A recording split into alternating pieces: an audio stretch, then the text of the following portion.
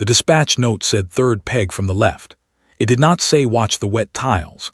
Elena Dlamini has been inside enough private estates to stop being impressed by them. One step through the pool house door. Second step onto tiles that look dry and are not. Her kit bag swings forward. Then she mistakenly falls into the poo. She surfaces sputtering, hair plastered flat, one steel-toe boot already filling with water, kit bag somehow still on her shoulder like it too is embarrassed by this moment. And then she registers what she has surfaced against, not the wall, not a pool float, a person. A very solid, very warm, very much not expecting this person, who has grabbed her by both arms purely on reflex, steadying her in the water, and is now looking at her from approximately 4 inches away with an expression that has not yet decided what it is. Elena looks back. Han Jae-won, she knows his face. Everyone in the industry knows his face. The youngest CEO in Vertex Technologies' 40-year history. The man who rebuilt their entire safety architecture from the ground up after the Seoul recall scandal. She has read 3 of his published engineering papers. She once had an argument about him in a group chat that lasted 2 days. He is, currently, holding her by the arms in his own pool. He is also not wearing a shirt. This is a fact Elena notes, categorizes, and immediately sets aside, because she is a professional and professionals do not think about the fact that Han Jae-won has the kind of build that suggests he treats exercise the way she treats diagnostics, systematically and without compromise. Make sure you like and subscribe to the video. Are you okay? He says in Korean accented English. I am fine, she says, swallowing hard, a beat. He still has not let go of her arms. She is still in the pool. Water is still going into her boot. You the mechanic? He asks, mobile technician. She pulls herself toward the edge without letting him help her, which requires an undignified amount of effort, and she commits to it fully. There's a difference. She hauls herself out of the pool, stands on the tiles. Water pours off her in sheets. She unzips her kit bag, waterproof lining, thank God, and checks the tablet inside. Intact. She hears him get out of the pool behind her. She does not turn around. Not going to apologize? He asks. What? She shakes water from her braid. The tiles are wet. There's no sign. That's a liability issue, actually. I should be the one asking questions. Silence. Then, and this is the part she does not expect, he laughs, not a polite laugh, not a CEO laugh. A real one, short and sudden, like it caught him off guard. She turns around. He is standing there in swim shorts, hair wet, arms crossed, looking at her like she is a variable he did not account for in a model he thought was complete. Han Jae-won, he says like she might not know. I know who you are. She picks up her kit. Elena Dlamini. The car is in the east driveway. I'll be done in 40 minutes. You're soaking wet. I'll dry. She heads for the door. I work better without an audience, but you're welcome to watch if it helps you trust the process. She makes it to the driveway. She sits in the driver's side of her van for exactly 15 seconds. Then she drops her forehead against the steering wheel and says, very quietly, one word she will not repeat here. She picks up her tools. She gets to work. She finds it in 28 minutes, not because she's rushing. Because once she's under the hood, she forgets the pool and the tiles and the 4 inches of eye contact and the laugh that didn't belong to the man on the magazine covers. Under the hood, there is only the system, and the system does not lie. The Volta Series 9 is running a ghost command, a corrupted handshake between the safety relay and the new autopilot firmware. 300 milliseconds of hesitation on driver re-engagement, invisible at low speed, critical at anything above 90. She documents it, pulls the full edge case log, counts the vehicles on the same firmware batch, 11,640. She is still staring at that number when she hears footsteps on gravel. Done early. Jae-won has changed. Dark shirt, same steady energy. I found the problem. She turns the tablet toward him.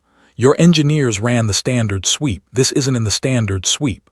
She watches his face as he reads, the way his focus sharpens, the slight tightening around his eyes. You'll want to push a patch tonight. He looks up from the tablet, looks at her differently this time. Not the way you look at a variable, the way you look at something that has just reorganized the way you see a problem. Many vehicles. He asks quietly. She knows he already read the number. He wants to hear her say it. 11,640, she says. All flagship models, all exported markets. His jaw sets. My engineers have been through this car 3 times, he says. I know. She takes the tablet back. They're good engineers. This wasn't in their scope. A pause. It was in mine. She closes the car's port panel, picks up her kit for the 2nd time today. Elena. She stops. Jae-won is looking at her with an expression she doesn't have a category for yet. Something careful and certain at the same time. I want to hire you. I'm contracted through Apex. I know, I'll go through Apex. He tilts his head slightly. But I'm telling you directly because you deserve to hear it directly that you just saved this company from a recall that would have cost us everything. A pause. I don't forget things like that. Elena looks at him. She thinks about the pool, the tiles, the 4 inches. The laugh, she thinks. This is going to be complicated, she says. Send the offer through Apex. They have my terms. She gets in the van. This time she does look in the rearview mirror. He is still standing in the driveway. He is still watching. He shows up Monday at 8. Jae-won is already there. This is the first thing she learns about him, that he arrives before the building does. Before the coffee carts and the badge swipe queues and the engineers in their Vertex hoodies. He is simply already present, like the structure itself, like something load-bearing. Philip, his assistant, meets her at reception and walks her through the campus with the efficiency of someone who has been briefed extensively and intends to deliver. Glass towers, living walls, a cafeteria offering things Elena cannot pronounce. She walks through it in steel toes and her father's leather jacket, and she does not apologize for a single inch of herself. Her office is on the 4th floor of the engineering wing. Floor-to-ceiling glass, a city view that is almost aggressive in its beauty, a workstation that costs more than her van, possibly more than her van and her apartment combined. Full system access as of this morning, Philip says. The firmware archive goes back 7 years. Mr.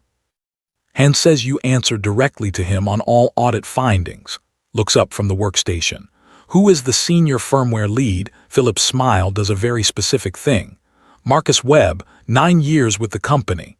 Knows about my access level. He was informed this morning.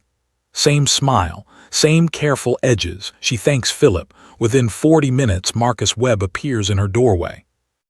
She has seen his type before, not in tech specifically, but in every room she has ever entered that was not expecting her. He is silver-haired and precise in the way of men who have built their authority over many years and intend to protect every brick of it. He looks at her the way people look at weather they did not forecast.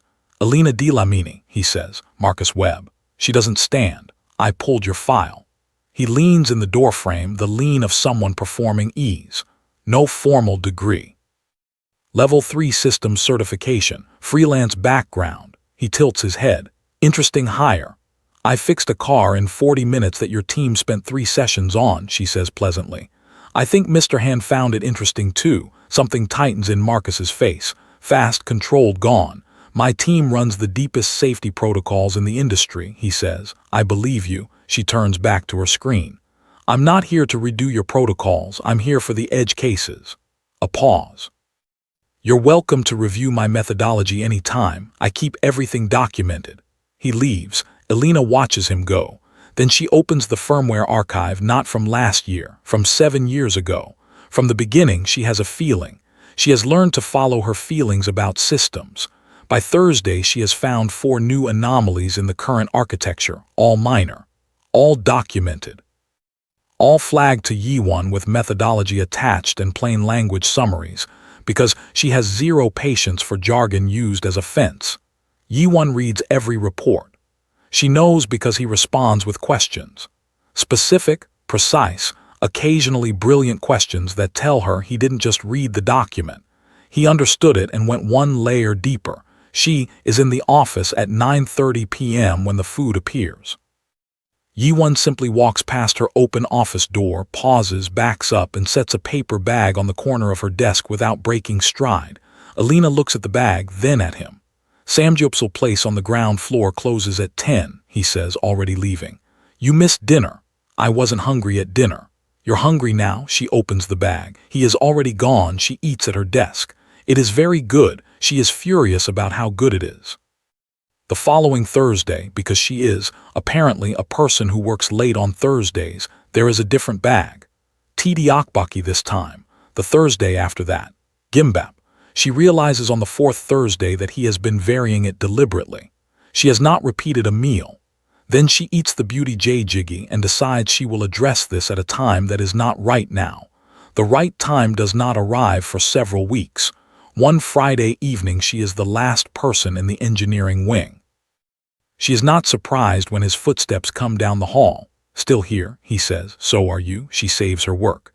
"Do you always come to the floor at 6 p.m., only when someone is still in the building?" He leans on the door, he posture of a man who sometimes forgets he is the CEO and hasn't yet decided if that's a problem. "I wanted to tell you the firmware patch deployed last night, across all 11,000 vehicles. No incidents." "Good. You don't look satisfied." "I'm satisfied." She looks at him. "I'm also still reading the archive." He goes, "Still. How far back?" 7 years. She lets that sit. "I found something I want to verify before I say anything. Give me the weekend." Jae-won looks at her with an expression she cannot read, something between careful and concerned. "Elena, it's probably nothing." She closes her laptop. "I'll tell you Monday." She picks up her bag. "Are you going to tell me what you're looking for?" he asks. She pauses at the door. Looks back. "A pattern," she says. "The same pattern, from a very long time ago." She leaves before he can ask the next question. She finds it on Saturday night at 11:43 p.m. Elena is not in the office. She is at her kitchen table in her apartment in a suburb of Seoul. She still hasn't fully memorized. Laptop open, archive log spread across 3 browser tabs, and she finds it the same way she always finds things, not by looking for it directly, but by following the thread of what doesn't fit. 7 years ago. The Seoul recall. Vertex Technologies recalled 14,000 vehicles after a safety fault in their second-generation autopilot caused 3 accidents in 6 weeks. No fatalities, barely. The recall nearly ended the company. It ended 2 careers, gutted the engineering division, and cost $400 million in damages and restructuring. It also made Han Jae-won. He came in as the new CEO 3 months after the recall announcement. 31 years old, youngest in Vertex's history. He rebuilt the safety architecture from the ground up, published 2 industry papers on embedded fault detection, and turned a company on the edge of collapse into the most-watched tech IPO in a decade. Everyone knows the story. Elena knows the story. What she has just found is the part of the story that isn't in the press release. The original fault report from the Seoul recall is in the archive. Buried, not deleted, because deletion leaves a trace, but buried under 6 layers of restructured folder trees and reclassified document IDs. She finds it because she has been looking at the current fault pattern and thinking, "I have seen this before." Not in a car, in a paper. In a methodology, she reads the original fault report, then she reads it again. The fault pattern is identical to the one she found in the Series 9. Not similar, not analogous. Structurally identical, same relay handshake failure, same edge case trigger, same 300 millisecond window. Different firmware version. Same fundamental flaw. She scrolls to the sign-off page. The engineer who signed the original safety clearance, who certified that the second-generation system was fault-free and cleared for production, is listed by employee ID. She cross-references the employee ID with the current staff directory. It takes 4 seconds. Marcus Webb. Elena sits at her kitchen table for a very long time. Marcus didn't just miss the current fault. Marcus buried the original fault. The fault that caused the recall that cost $400 million and nearly ended the company. The fault that Jae-won has spent 7 years rebuilding his career on fixing. And when Elena walked in and found that same fault pattern still alive in the new system, Marcus didn't just feel threatened by her competence. He felt something considerably worse. She closes the laptop. She does not call Jae-won, not yet. Not without the complete picture. Not until she is certain beyond the kind of certainty that can be argued with. She opens the laptop again. She keeps reading. The stress test is Marcus's idea, which she should have taken as a warning. Real roads. Midnight run. 3 people in the car, Marcus, Elena, Jae-won driving. Elena is in the back with her tablet monitoring the live feed. She has been awake for 31 hours and she does not plan on telling anyone that. The test runs cleanly through 17 scenarios. On the 18th, the emergency brake simulation, the car's system locks, doors sealed, windows opaque, security protocol, wrong trigger, wrong context. No override yet because Elena hasn't finished writing the override and this scenario wasn't supposed to reach this test. Marcus is already on his phone. Calm, practiced. Too practiced, a part of her notes. Elena is pulling up the command line to terminate the process manually. And then she hears it. Jae-won's breathing changes. She knows that pattern. She knows it because she lived in a house with a father who had it for years after her mother's accident. The specific, awful rhythm of a body remembering something the mind has tried to put away. She sets down the tablet. Jae-won. Low, even, not soft. Soft doesn't work. Steady does. Look at me. His hands are white on the wheel. His eyes are fixed on the opaque windscreen, and he is somewhere that is not this car, not this road. Somewhere dark and enclosed and years old. She leans forward, puts her hand over his on the steering wheel, not gentle, just present. 5 things you can touch. Steering wheel, that's one. He looks at her. Go, she says. He presses his palm to the seat, finds the seatbelt, the door panel, reaches back and finds her other hand on the center console. 4, he says quietly. 1 more, gear shift. His fingers wrap around it slowly. 5. She keeps her voice the same, not warmer, not cooler. Level like the ground under his feet. Remote team has us out in under 4 minutes. Road was clear when we stopped. We're fine, he exhales. Long, controlled in her peripheral vision, Marcus is watching them. She doesn't look at Marcus. The car releases. Night air floods in. Jae-won steps out first, walks to the roadside with his back to them, hands in his pockets, giving himself 30 seconds to come back to himself. Marcus leans close to Elena in the silence of the car. Very good at that, he says quietly, almost conversational, almost admiring. Something in his tone is wrong.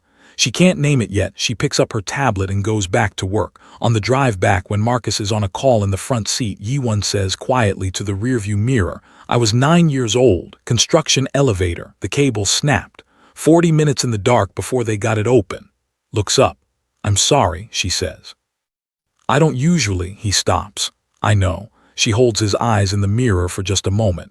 It stays in this car. He nods. She looks back at her tablet. She does not tell him what she found in the archive yet. Tomorrow, when she has all of it, when she can hand him the complete picture instead of the weight of the thing, she owes him that much. The photos drop on a Tuesday. Elena is in the middle of building her case, pulling together every layer of the archive find, every cross-reference document, every timestamp that puts Marcus's signature on both the original fault clearance and the current audit sign-offs. When Z calls, not texts. There are photos of you leaving Jae-won Han's estate, Z says. Tech watch, 3 industry forums. It's moving fast, Lena. Elena pulls it up on her second screen without hanging up. Safety risk inside Vertex. Questions mount over CEO's controversial hire. The photos are real. Her van, his gate. Her leaving at 9 p.m. on 4 separate evenings, all legitimate work sessions, all documented in her calendar and his. The article quotes an anonymous senior engineering source. It questions her credentials. It implies, without statting, that her findings have been shaped by personal proximity to the CEO rather than technical merit. It is carefully written, professionally planted. The kind of hit piece that doesn't need to be true to work. Elena reads it twice. Then she opens a new document and starts a list. Not a response. Not a rebuttal. A list of everything Marcus Webb needs to make disappear before she can present her archive findings. She is on this list when it occurs to her, fully, with the particular cold clarity of a pattern clicking into place, that the timing is not a coincidence. She found the archive fault 3 days ago. She told Jae-won she needed the weekend to verify before saying anything. She said it out loud in the building on a Friday evening. The photos were published Tuesday morning. Marcus didn't leak the photos because Elena was getting close to him. Marcus leaked the photos because Elena told Jae-won in a corridor, within earshot of anyone who might have been listening, that she was looking at a 7-year-old pattern. Marcus knew exactly what she was looking at. He moved first. Jae-won is in her office within the hour. He closes the door and sits in the chair across from her desk and says, I know it's Marcus. I know too. She turns the second screen toward him. But I need you to listen to me before you do anything, because what I found in the archive changes the shape of this considerably. She lays it out. She is methodical. She does not editorialize. She walks him through the original fault pattern, the structural identity with the current Series 9 fault, the sign-off records, the employee ID cross-reference. She watches his face as she goes. Jae-won is very good at stillness. She has noticed this, the way he processes things inward first, only showing the surface once the internal work is done. But there are limits to that, and she finds them at exactly the moment she shows him the sign-off page from 7 years ago. He looks at it for a long time. He signed the clearance, Jae-won says. Yes, he certified the second-gen system was clean. The fault that caused the recall is the same class of fault, same structure, different firmware generation. She pauses. He didn't just miss it in the current system, Jae-won. He missed it the first time, or he didn't miss it. Silence in the office is absolute. You think he knew, Jae-won says. I think the sign-off was rushed under production deadline pressure, which was documented in the 2019 board minutes. I think he signed a clearance he wasn't certain about. The recall happened, and the company restructured around him in a way that made him untouchable because everyone assumed the new CEO's clean rebuild had fixed the root issue. She holds his gaze. It didn't, because the root issue was never fully identified. I identified it last Monday. Jae-won stands up. He walks to the window and looks at the city. His back is very straight. IPO. He says, 3 weeks out. If this comes out before the IPO, I know. He turns around. Elena, if we sit on this. I'm not asking you to sit on it. She stands. I'm asking you to let me finish documenting it completely, irrefutably, so that when it comes out, and it will come out, it is airtight. It protects you. It protects the company. A pause, and it buries him with the actual truth instead of just the convenient version. Jae-won looks at her across the office. Something moves in his face, something that has nothing to do with the IPO. Why are you protecting me? He asks. Protecting the work. She holds his look steadily. But also, she stops. He waits. Because you didn't ask me to, she says. When I told you I found something, you didn't ask me to be quiet about it. You didn't suggest I might be mistaken or overstating it or operating outside my scope. She pauses. You said tell me Monday. Like you were already prepared to hear something that cost you. Jae-won is very still. That's the kind of person, Elena says carefully, who deserves to have it done properly. Silence stretches. Then his phone rings and they both return to being professionals. But something has shifted quietly, the way tectonic things shift, not visible until you look at the landscape afterward and realize it was never the same. That night, Elena receives a message from an unknown number. No name. No greeting. Just, you should ask Marcus Webb, who funded his legal defense in the 2019 recall litigation. She stares at it. Then she opens her laptop, and she starts pulling a different kind of thread.